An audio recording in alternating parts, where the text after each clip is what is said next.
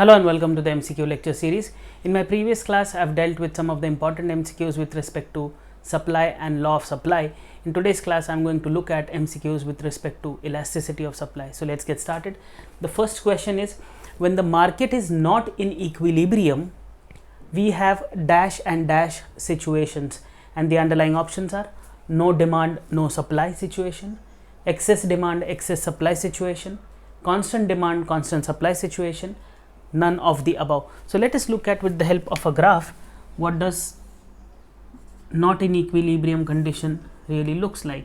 So here we are looking at quantity on x-axis, on y-axis I am looking at prices. Okay, so this is obviously my demand curve DD, yeah, and this is my upward sloping supply curve SS. At this point we are at equilibrium. That means this point is my equilibrium point. It is saying when it is not, when the market is not at equilibrium, what situation might arise. So let us look at this situation.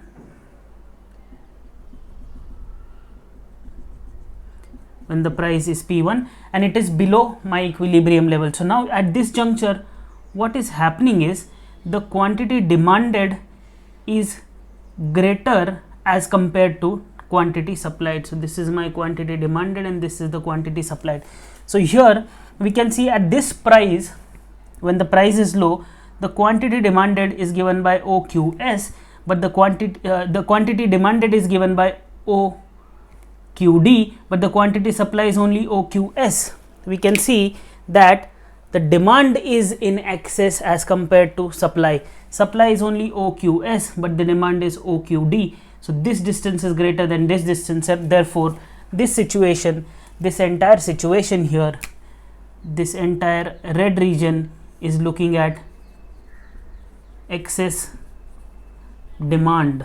Okay, so one condition is for excess demand. Let us look at the second condition, when the price moves from P to this juncture. Okay, at this juncture, now here P2, okay, this is P0, this is P2, let us assume this is P2.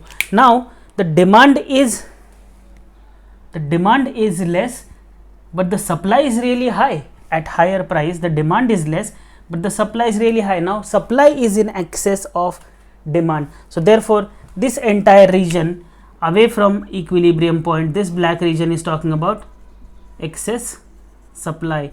So when the market is not under equilibrium, when the demand and supply curves do not intersect, when we look at the lower half, here it is excess demand because the quantity supplied is less than the quantity demanded, and in this case, in the upper case, the quantity demanded is less as compared to quantity supplied.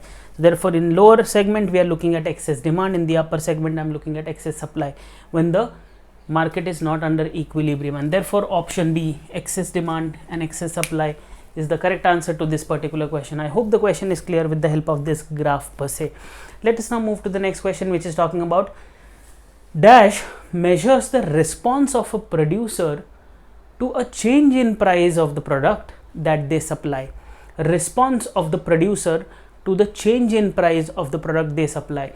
Elasticity of demand, elasticity of income, elasticity of supply, none of the above. So it is pretty obvious that it is elasticity of supply, because elasticity of supply measures the response of a producer to a change in price of the product that they are willing to supply.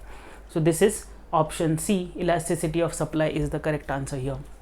Let us now move to the next question, which is looking at how do you measure elasticity mathematically. Elasticity of supply is given by dash question mark, and the underlying options are ES is equal to delta QS divided by P into P by QS. Then we have delta QD divided by P, delta P into P by QD. Then we have delta QD divided by delta P, P by QS, and none of the above. Here when we look at elasticity of supply, it is the similar formula, that is percentage change in quantity supplied due to percentage change in price, and this identity is usually written as percentage change is written as, this is change this is change in quantity supplied divided by the original quantity into 100 divided by change in price into original price into 100. This 100 gets cancelled, this will go into reverse. So this will look like, this identity will look like delta QS divided by Q into, now this P will go up just like the demand case into delta P. Now I'm just rearranging it. So delta QS, this is obviously QS, divided by delta P into P by QS. So option A is the correct answer to this particular question. I hope the derivation is pretty much clear. Similar like demand, only QS is written in case of in case of elasticity of demand, it is usually QD is written. So therefore option A, delta QS divided by delta P into P by QS is the correct answer to this particular question. Let us now move to the next question, which is specifically looking at the graph of, or the curve of supply when perfectly inelastic supply exists.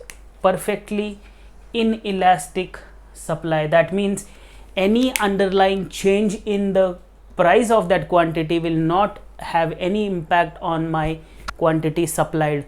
That particularly means quantity supply remains constant irrespective of any change in price per se. So let us look at which are the graphs. On x-axis we are looking at quantity supplied, on y-axis we are looking at price.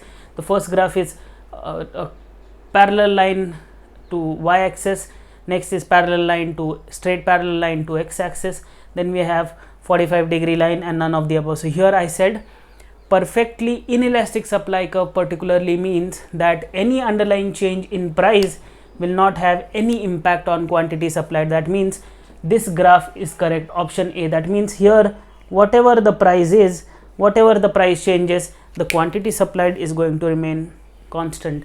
So therefore this is the correct graph. Here what is happening is at P1, P2, P3, P4, irrespective of anything, the quantity supplied is remaining the same. We can look at this, the quantity supplied is straight line curve. So therefore this is the correct answer to perfectly inelastic supply curve, please mind you.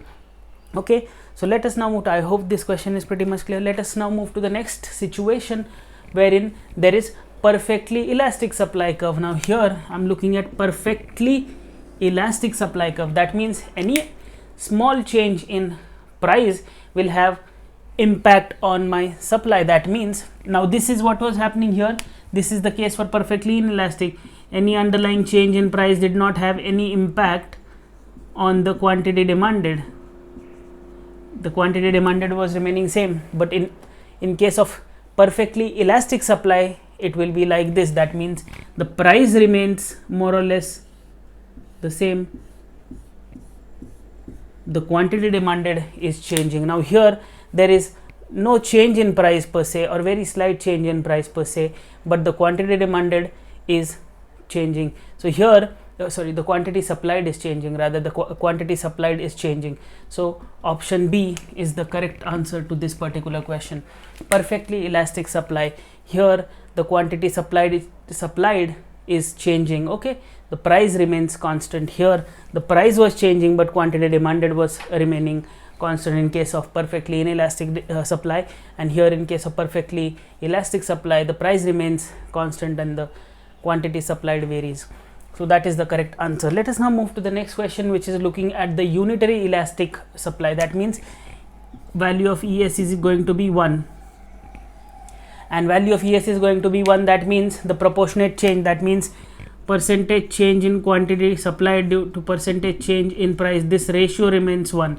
That means both the things are changing at same proportionate value, and therefore this denotes that ideal situation. That means any underlying change in price P1, P2, P3 or P2, P0, P1, P2, Q0, Q1, Q2, the underlying changes are same and therefore the ratio is 1. Therefore this graph denotes the case of unitary elastic supply. This was talking about inelastic, perfectly inelastic supply. and this one is talking about perfectly elastic supply, this case. Okay, so I hope the questions, all the three types, that is perfectly inelastic, perfectly elastic, and unitary elastic supply curve, the concepts are pretty much clear. Yeah, let us now move to the next question, which is which are the factors that determine elasticity of supply. Determine elasticity of supply, factors that determine elasticity of supply, and the underlying options are: A, availability of inputs; B, time availability; C is change in marginal cost of production; and last is all of the above. So in a sense, all these three things are going to determine the elasticity of supply, or the factors which will determine the elasticity of supply, and therefore option D, all of the above, is the correct answer. So I hope the concept of elasticity of supply is pretty much clear. We started with something called as what will happen if there is no equilibrium in the market, and we have seen excess demand, excess supply case with the help of a graph. Then we moved towards understanding the idea of elasticity of supply. Then we moved towards the mathematical formula for elasticity of supply. Then we looked at the curves for perfectly inelastic, perfectly elastic, and unitary supply curve, and then we looked at the factors determining elasticity of supply. So please stay tuned for more. Thank you.